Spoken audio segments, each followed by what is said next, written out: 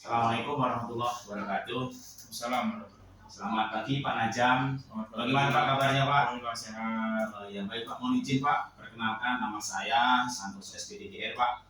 Saya kebetulan mengikuti program pendidikan guru penggerak angkatan 7 kali ini Pak. Nah kebetulan saya ada tugas untuk bagaimana kita ini belajar sebagai manajemen, terutama bagaimana kita menghadapi masalah-masalah.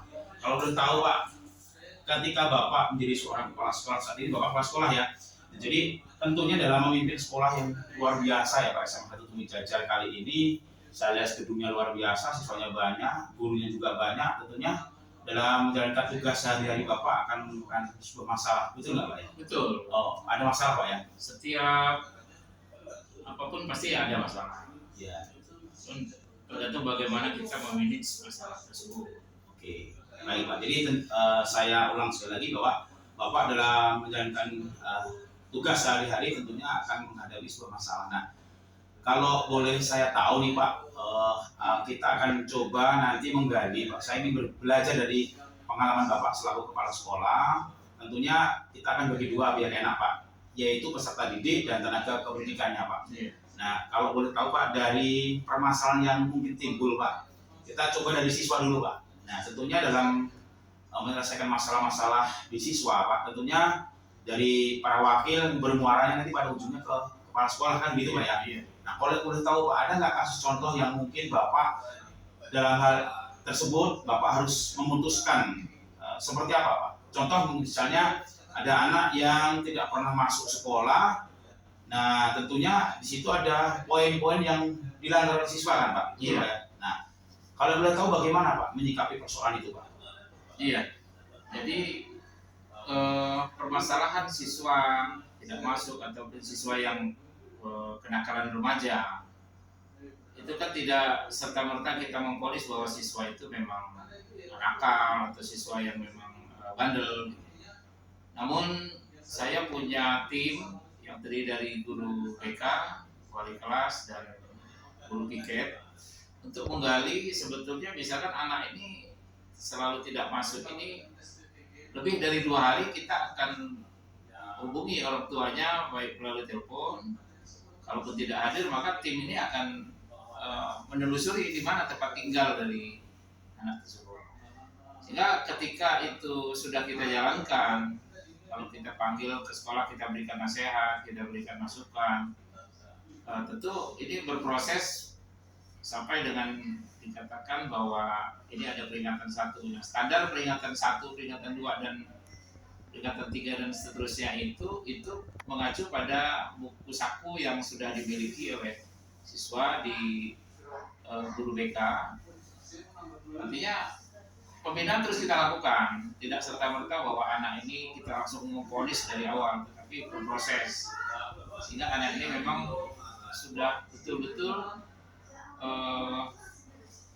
dikatakan sudah kita bina secara maksimal.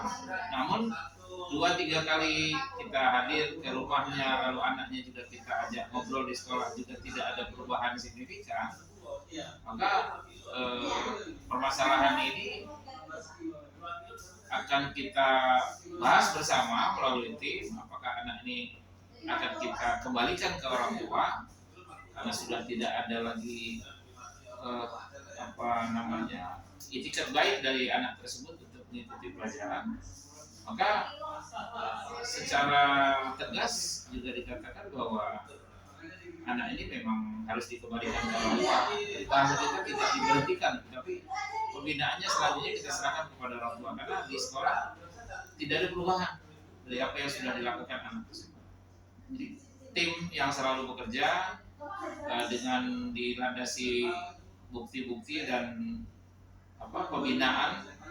Namun kalau memang ini sudah kita lakukan, anaknya masih terus melakukan kesalahan-kesalahan yang sama, berarti kan dikatakan bahwa sekolah sudah maksimal memberikan pelayanan.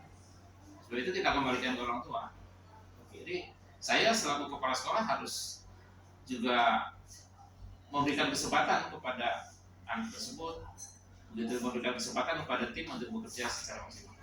Oke, baik, terima kasih Pak, luar biasa. Bapak, dari cerita Bapak ini cara mengambil keputusan, terutama bagaimana permasalahan-permasalahan yang ada di sekolah, di mana Bapak untuk menjalankan tugas sehari-hari tentunya akan bekerja dengan tim Pak ya, artinya tidak sendiri gitu Pak ya. Jadi sebelum memutuskan sesuatu, Bapak sudah melakukan sebuah investigasi di mana mencari sebuah keterangan di penyebab masalah-masalah yang ditimbulkan atau dialami tersebut Pak ya.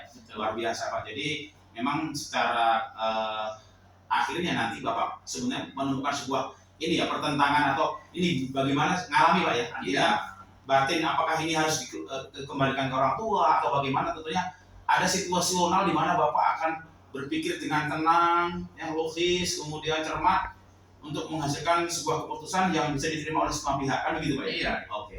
Baik Pak, terima kasih dengan siswa. Nah, tadi saya bicara siswa dan tenaga pendidikan. Di sini ada TU dan guru. Nah, ini semisal aja Pak, adakah pernah Bapak menemukan problem di tenaga kependidikan dalam hal ini guru misalnya Pak, ini misalnya Pak, ada permasalahan yang mungkin pernah hadapi Pak, mungkin guru sering masuk terlambat atau bahkan nggak masuk kelas. Bagaimana Bapak menyikapi itu Pak? Iya, dimanapun permasalahan ini di sekolah manapun pasti ada.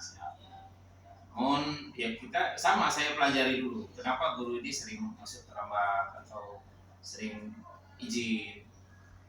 Namun setelah saya memperoleh bekal untuk mengingatkan guru tersebut baik secara lisan, nah maka saya lakukan pembinaan. Saya lakukan pembinaan di ruangan. Jadi saya memang tidak biasa melakukan pembinaan itu di depan forum. Tetapi kalau di depan forum cukup saya mengingatkan tupoksi dari Bapak Ibu guru maupun TU itu bisa dilaksanakan dengan baik. Namun secara personal saya akan mencoba mengajak berdialog. Apa masalahnya? Baik melalui MG-MG sekolah maupun secara langsung saya akan melakukan pembinaan di ruangan dan saya tanya permasalahan yang ada sehingga kenapa sering meninggalkan tugas atau sering terlambat di dalam mengajar. Itu dengan berdialog itu akan ada gambaran kenapa sih guru tersebut sering melakukan itu. Nah, oleh sebab itu di kesempatan itu saya akan memberikan trik-trik atau memberikan masukan-masukan solusi bagaimana guru itu supaya ya bisa mentaati aturan yang sudah digariskan, terutama jangan sampai merugikan peserta didik.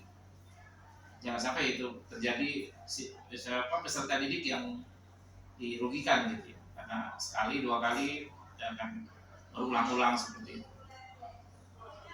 Jadi itu yang saya lakukan selama ini. Oke, baik, terima kasih sekali Pak. Dari penjelasan Bapak tadi dengan segala problem yang ada di sekolah Bapak pimpin kali ini yang kebetulan adalah SMA 1 Tepi Jajar, luar biasa Pak. Ini saya selaku orang yang ingin belajar bagaimana sih sebenarnya manajemen sekolah itu dari sisi bagaimana menghadapi masalah-masalah, bagaimana menyikapinya dan nanti pada akhirnya akan memutuskan permasalahan atau solusi yang ditetapkan ini agar supaya diterima oleh semua pihak. Baik Pak Najamuddin, Kepala SMA 1 Tepi Jajar yang saya hormati, terima kasih waktu yang sudah diberikan. Dari cerita Bapak bagaimana Bapak menjelaskan, ya, saya sudah banyak belajar Pak, mendapatkan sebuah inspirasi, cara menyelesaikan, cara mengambil keputusan yang nantinya bisa diterima semua pihak itu saya sudah mendapatkan gambaran Pak.